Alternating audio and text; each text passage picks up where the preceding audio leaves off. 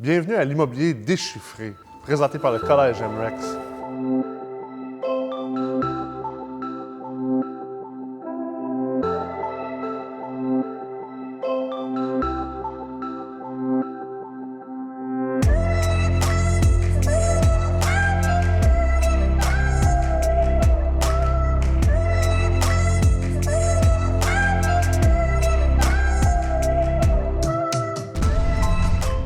Dans cette série, je vais tenter de démystifier les concepts populaires et de vous amener à comprendre les chiffres et comprendre la mathématique derrière la réussite en investissement immobilier multilogement.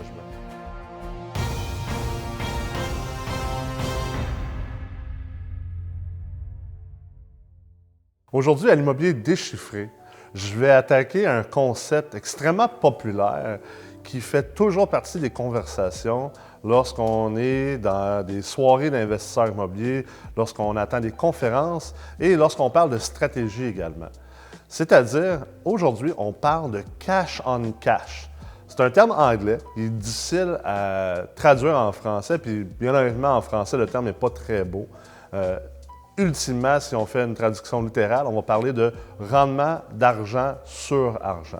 Alors, en anglais, on présente toujours le terme de cash on cash comme étant COC, donc 2 C majuscules avec un O minuscule pour démontrer le cash on cash. Et le cash on cash, c'est une métrique qui s'exprime en fait en pourcentage, comme on le voit ici. Et ultimement, le pourcentage égal aux excédents bruts d'exploitation, donc le cash flow, avant taxe, avant impôt ultimement, divisé par la mise de fonds plus tes frais. Alors, c'est quoi le EBE, l'excédent brut d'exploitation, connu sous le nom anglophone de cash flow before taxes? Ultimement, on va prendre nos revenus de location, on va soustraire à ces revenus de location-là les dépenses d'opération et ensuite, on va également soustraire le service de la dette, c'est-à-dire c'est quoi ton paiement hypothécaire. Donc, ce qui reste techniquement par la suite, c'est ce qu'on appelle le cash flow. Et bien sûr, ce cash flow-là est avant impôt.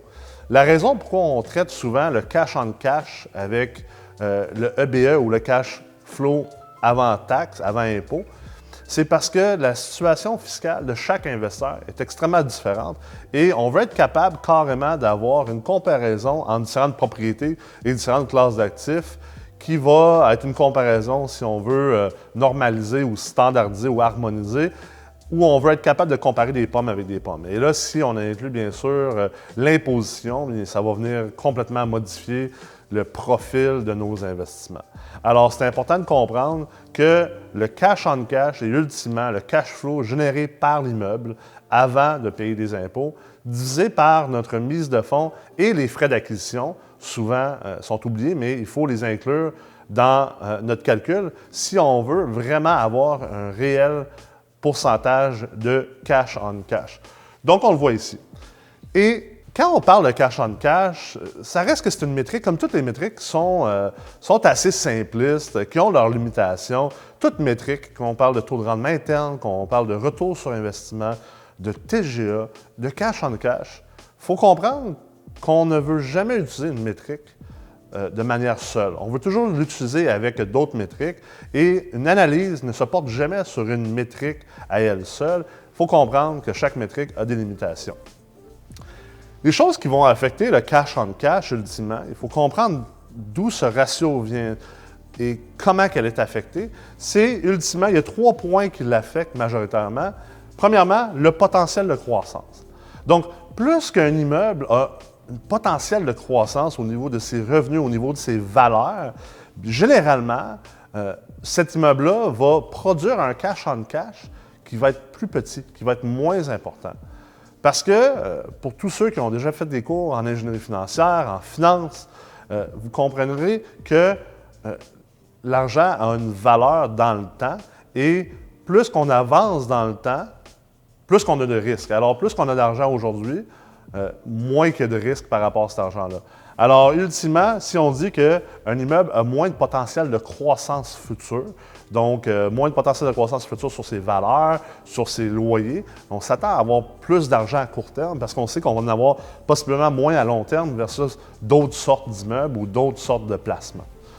Ensuite, le deuxième point, c'est le risque. Je l'ai abordé un peu dans le premier point, mais ultimement, si on prend deux immeubles, l'exemple qui est très populaire au Québec, l'exemple de l'immeuble à Shawinigan versus l'immeuble qui est au centre-ville de Montréal, l'immeuble de Shawinigan présente davantage de risques par rapport à sa valeur, par rapport à ses cash flows futurs, que l'immeuble dans le centre-ville de Montréal.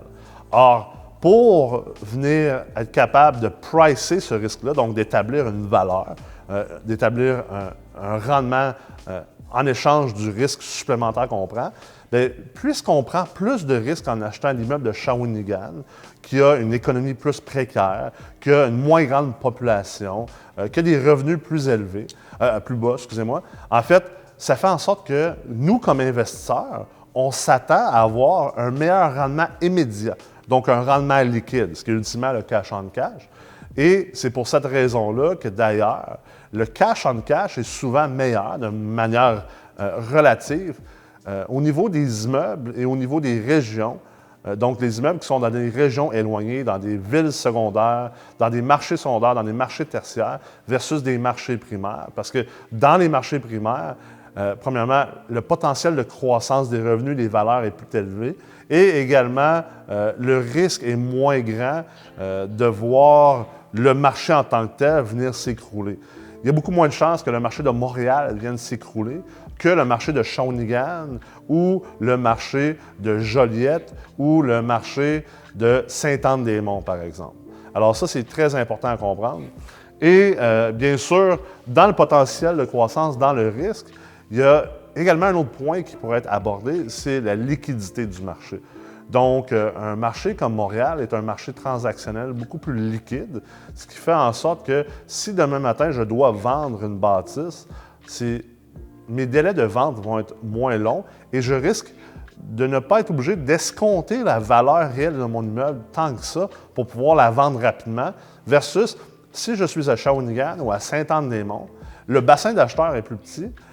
Bien sûr, le marché est plus risqué, donc je vais peut-être devoir venir escompter la valeur de mon immeuble pour la vendre plus rapidement et peut-être même en faisant ça, ça reste que ma vente va se faire moins rapidement qu'elle serait faite, exemple, à Montréal ou à Québec ou à Ottawa-Gatineau. Finalement, le troisième point au niveau de l'affectation du cash on cash, si on regarde des immeubles, c'est vraiment en fait le levier. Donc, c'est un point qui est beaucoup plus personnel d'un point de vue immeuble ou bâtisse. Alors, la quantité de levier que vous allez utiliser pour l'acquisition ou la détention de cet immeuble-là ou la manière dont vous allez utiliser ce levier-là, c'est quoi les paramètres derrière ce levier-là? Parce que vous le savez, on achète des blocs appartements en utilisant du levier, on utilise de la dette. Donc, dans la majorité des cas, on va chercher une hypothèque avec soit une banque, soit avec une institution financière.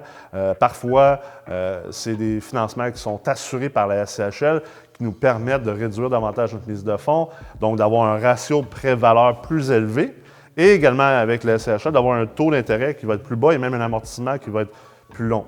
Tout ça a pour effet d'affecter le levier. Alors, c'est clair que plus qu'on joue avec le levier, ça va venir jouer ultimement avec notre calcul de cash on cash ici, parce que du moment que vous travaillez avec le nominateur ou avec le dénominateur, il va avoir une affectation ultimement du résultat.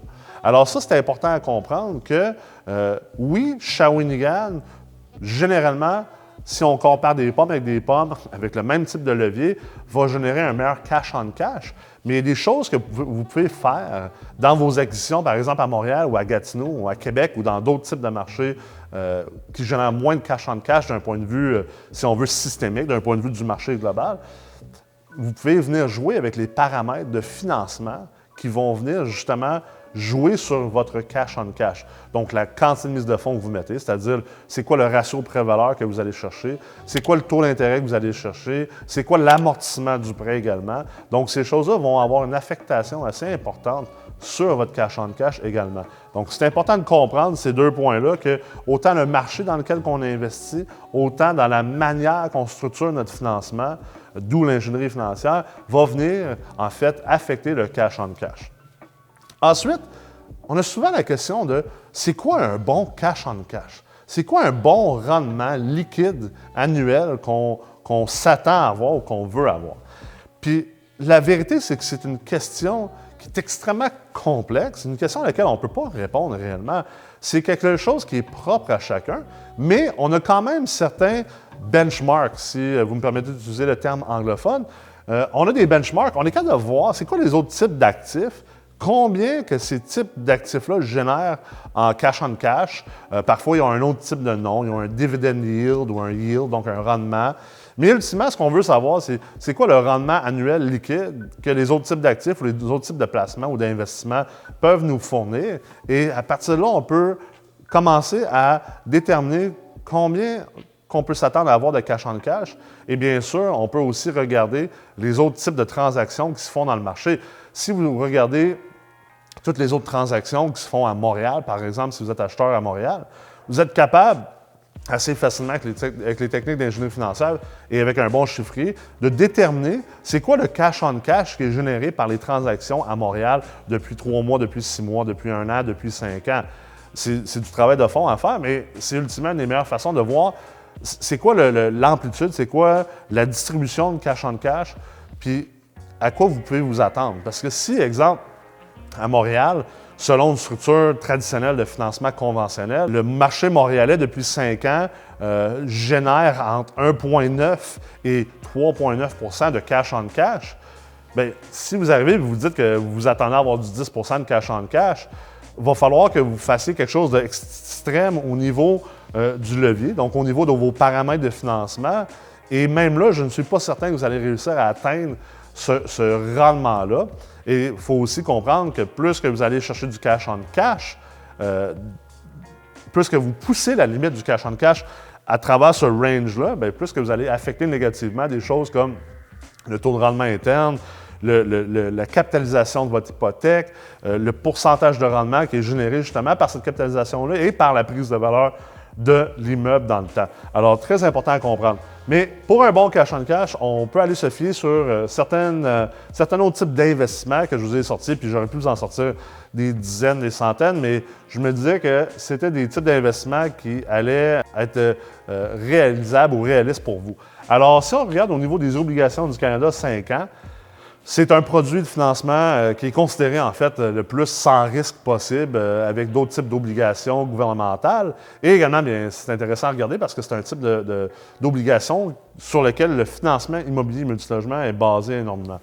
Alors, on le voit que depuis 5 ans, en fait, le rendement généré annuel de manière liquide des obligations du Canada 5 ans sont entre 0,48 et 2,48 C'est-à-dire que si on investit 100 000 en achat d'obligations, on peut s'attendre à avoir entre 480 et 2 480 par année. Ensuite, si on regarde au niveau de l'immobilier boursier, donc l'immobilier public, on a Boardwalk qui est un REIT, donc un fonds de placement immobilier, un FPI, qui est inscrit à la Bourse de Toronto, qui est très populaire, très connu.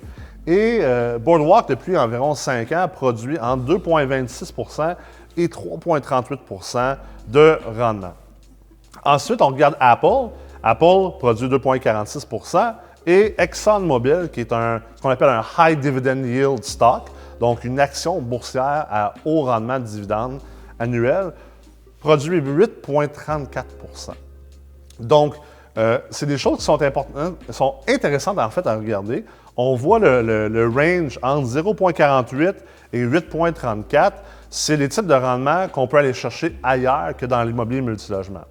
Bien sûr, il faut comprendre aussi que si vous avez pris la décision d'investir en immobilier multilogement, il y a plusieurs raisons derrière cette décision-là. On se comprend que ça, ce n'est pas les rendements globaux non plus de ces types de placements-là. Apple, c'est une action qui peut prendre beaucoup de valeur comme elle peut en perdre également. Donc, il y a différentes raisons pour lesquelles on investira dans ces choses-là, mais ça nous permet de commencer à établir qu'est-ce qui existe comme cash on cash dans un marché de différents types d'actifs. Après ça, j'aurais pu rajouter également, si vous décidez de devenir prêteur privé, bien à partir de ce moment-là, un prêteur privé va généralement charger entre 8 et 16 à 20 de taux d'intérêt, plus des frais qui peuvent être entre 0 et 5 de frais. Par contre, il faut aussi considérer là-dedans qu'il y a le concept temporel de l'argent. Alors peut-être que vous avez 100 000 à investir comme prêteur privé, puis que vous l'investissez à 10 sauf que si ça vous prend 6 mois de trouver un investisseur à qui vous allez prêter cet argent-là, ben en réalité, puis que l'investisseur vous repaye l'argent après 6 mois, puis qu'il n'y a pas besoin de le prendre pendant un an, bien, dans votre première année, vous n'avez pas fait 10 de cash on cash, vous allez avoir fait 5 de cash on cash. Donc ça, c'est important à comprendre. Et en plus, en tant que prêteur privé, vous ne participez pas au profit, à la plus-value de l'immeuble, ni à la capitalisation de l'hypothèque.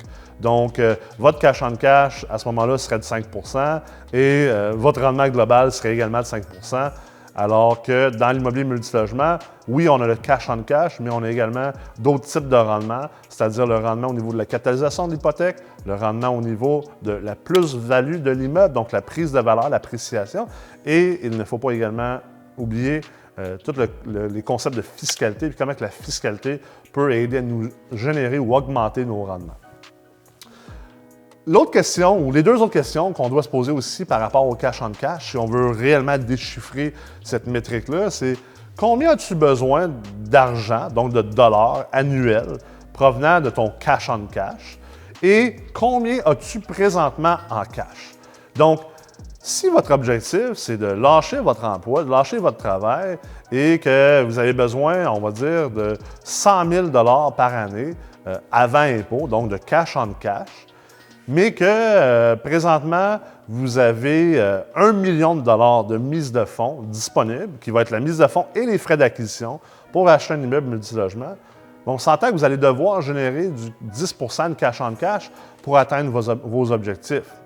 Maintenant, les questions à se poser, c'est est-ce que réellement l'immobilier multilogement, en ce moment, peut vous générer du 10 de cash on cash? C'est à vous d'aller faire vos devoirs, c'est à vous de parler à d'autres investisseurs, d'aller voir les statistiques, les métriques, mais je peux vous donner mon opinion et mon opinion est quand même basée sur au-dessus de 10 milliards de dollars d'analyse de transactions historiques, autant au Québec, puis au Canada, puis aux États-Unis. Je peux vous dire que le 10 c'est un rendement de cash on cash qui est assez irréaliste de manière traditionnelle. Maintenant, comme je le disais tout à l'heure, la manière que vous jouez avec votre levier peut venir changer ça, mais bien sûr, à quelque part, vous allez sacrifier quelque chose qui va être probablement le rendement global, donc le taux de rendement interne et la prise de valeur de votre portefeuille immobilier puis de votre valeur nette ultimement. Donc, la question à se poser, c'est combien as-tu besoin puis combien as-tu de cash? Et la raison pourquoi je pose ces questions-là, c'est justement de vous faire comprendre que dans bien des cas, la recherche de cash on cash se fait de manière prématurée chez les investisseurs immobiliers. L'immobilier multilogement, à la base, c'est une classe d'actifs qui a 4 types de rendement. Donc, on en parlait, le cash on cash, la capitalisation, l'appréciation et la fiscalité. Si on est prêteur privé, on a un type de rendement, c'est le cash on cash. Donc, on s'entend que le cash on cash va être plus élevé. Alors, ce que je veux dire par là, c'est que l'immobilier multilogement n'est pas nécessairement un placement fait pour générer du cash on cash de manière incroyable versus d'autres types d'actifs. Maintenant, ce n'est pas un placement qui n'en génère pas non plus, c'est quand même un placement qui n'en génère et qui peut en générer davantage alors qu'on va réduire notre levier ou on va négocier des meilleurs termes de financement. Mais tout ça pour dire que si vous avez 1 million de mise de fonds aujourd'hui, que vous avez besoin de générer 100 000, ça se peut que votre décision ne soit pas nécessairement sur où est-ce que je vais acheter mon prochain bloc appartement, mais plutôt sur est-ce que la bonne décision, c'est vraiment d'investir dans l'immobilier multilogement? Maintenant, vous devez vous poser la question de pourquoi vous voulez générer autant de cash on cash, vous avez besoin d'autant d'argent. Moi, ma croyance et mon opinion en tant qu'éducateur dans le domaine de l'investissement immobilier, c'est que trop d'investisseurs immobiliers multilogement se concentrent sur le cash on cash au début de leur carrière, au lieu de comprendre qu'on peut croître énormément notre valeur nette, donc le cash qu'on a, donc ultimement le dénominateur, on peut la croître énormément dans les premières 3 à 5 à 7 à 8 ans par l'optimisation d'immeubles, par des bonnes acquisitions dans des endroits où il va y avoir une prise de valeur des actifs. Et après ça, on va avoir bâti, dans le fond, notre base sur laquelle on va pouvoir générer un bon cash-on-cash. Parce que si on génère, en fait, si on se dit que sans trop se forcer, l'immobilier multilogement, ça génère 5 de cash-on-cash, ce n'est pas nécessairement le cas, mais disons, pour faciliter la mathématique, si on dit que ça génère 5 de cash-on-cash et que vous avez besoin de 100 000 de cash flow annuel, bien, on est capable rapidement d'établir qu'on veut se rendre à un 2 millions de dollars de valeur nette qui est placé dans nos immeubles sous forme de mise de fonds et frais d'acquisition pour être capable de vivre de l'immobilier juste selon nos cash flows. Alors, ces deux questions-là vont vous permettre de comprendre justement c'est quoi vos besoins, est-ce que vos besoins sont bien fondés, puis est-ce que le multilogement, c'est la bonne catégorie d'actifs pour remplir ces besoins-là et atteindre ces objectifs-là. Finalement, je vous amène sur la discussion de le cash-on-cash est utile à quel moment et inutile à quel moment. Et au niveau de son utilité, il y en a vraiment trois. Le cash-on-cash va vraiment nous servir quand on veut en vivre de l'immobilier. Si aujourd'hui, j'ai aucune envie de vivre de mes blocs appartements parce que j'ai déjà des revenus suffisants ailleurs puis j'aime mon travail, la vérité, c'est pourquoi j'aurais besoin de cash-on-cash. Je pourrais accepter un 0 de cash-on-cash, juste y aller vraiment pour la croissance globale de ma valeur nette, un taux de rendement interne maximal et vraiment venir croître ma valeur puis mon portefeuille et ne pas me concentrer sur le cash-on-cash. On s'entend aussi également que tant que vous n'avez pas un 500 000, 1 million, 2 millions, 3 millions de valeur nette de placer dans vos immeubles, la vérité, c'est que de manière relative, le cash-on-cash va être plutôt insignifiant. Si on dit que le multilogement va générer entre, disons, du 2 à 10 de cash-on-cash, bien 2 à 10 de, par exemple, 100 000 ou 200 000 ou 300 000, ce n'est pas assez d'argent pour en vivre et vivre la vie dont vous probablement rêvez. Ensuite, le cash-on-cash est utile lorsqu'on a des distributions à payer. Lorsque vous commencez à acheter des blocs appartements avec des associés, avec des investisseurs passifs, que vous avez monté une structure d'un point de vue légal, juridique, fiscal, qui fait du sens, qui est réfléchi, qui répond à tous les besoins et critères, ça se peut que vous allez devoir avoir des distributions à payer à vos investisseurs, à vos partenaires.